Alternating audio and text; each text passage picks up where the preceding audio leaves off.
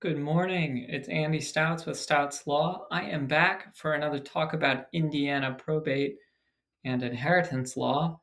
Today's talk is very specific, and it's to answer the question, who is a child for the purpose of Indiana inheritance law? So, kind of one of those issues that doesn't seem like a big issue until you are at the margins, until you get to these close calls. So who's a child? Obviously, an ordinary biological child to married parents, definitely a child. Um, from there, it gets a little more complicated. We've got a definition in the law. So Indiana Code 29113, definitions. Definition A1, the very first one. Child includes an adopted child or a child that is in gestation before the death of a deceased parent and born within 43 weeks after. The term does not include a grandchild or other remote descendants, nor a child born out of wedlock, except as provided in IC 29127. Okay, that was mostly a direct quote. I left a couple things out. So if a child has been adopted, great. They're, boom, legally a child for inheritance purposes. Because we're in the probate code here, by the way. Doesn't include grandchildren. Okay, that makes sense, but good to have it there. Does not include a child born out of wedlock, except as provided in this other section, 29127. If we look at 29127, it's a way of kind of deciding who, like which line out of wedlock children inherit from.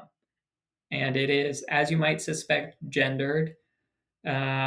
So basically, you definitely inherit from the mother. On the paternal side, only if paternity is acknowledged. That's broad strokes. I don't want to get into the details. Then you've got the weird question of, okay, that handles adopted children and handles biological children, both married and unmarried. What about not adopted children? So what if someone comes and says, well, it's a stepchild, or it's a person who lived in the house and was raised as a child but wasn't formally adopted and has no biological tie? The answer in both of these cases, according to just like the terms of the statute, is sorry, not a child. The Indiana probate code really is focusing on, bloodline or legal formality. There's no concept here of, well, we can decide that they're basically a child. We treat them as a child. Obviously, there are equitable arguments there. You never really know. Get lucky with the case law, and maybe there's a way to sort of bring those other people into the orbit of the probate code. But it's an uphill battle, right? The statute, as defined, doesn't include those edge cases, even if socially or morally or whatever we would say, oh yeah, that's the person's child. So that's pretty harsh. That's a pretty harsh consequence, I think, in some cases. Fortunately, though, or the nice thing is, you can avoid that. You can avoid that by having a will or having a trust. Because remember, the probate code rules for what children inherit are just the default intestate rules. If you write a will, you can say, my stepchild gets, shares equally with my biological children, or, John Doe, whom I have reared as my own, is my sole heir, whatever you want to do.